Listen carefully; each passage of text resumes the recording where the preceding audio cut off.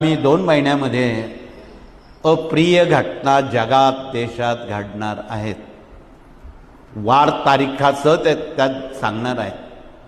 जे नेपाळचं झालं तसं जगात सगळ्या देशांचं होणार आहे.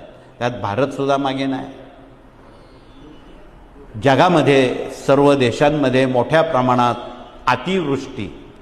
खरं आता पावसाळा संपत आलेला आहे, पण आता नव्यानं पावसानं जोर धरलेला आहे. अतिवृष्टी सर्व जगात होणार आहे आगामी 2 महिने. आगामी काळात मोठ्या प्रमाणात त्सुनामीच्या लाटा, त्सुनामी तयार होईल.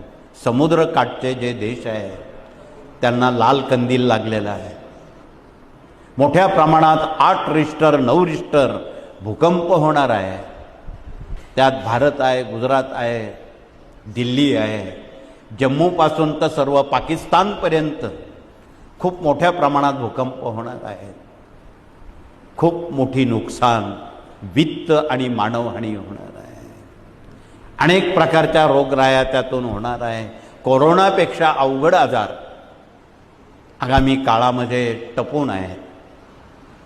म्हणून या साऱ्या दुःखद आणि अप्रिय घटना थोपवायच्या असतील भगवतीच्या सेवेशिवाय नाही, स्वामींच्या जपाशिवाय नाही.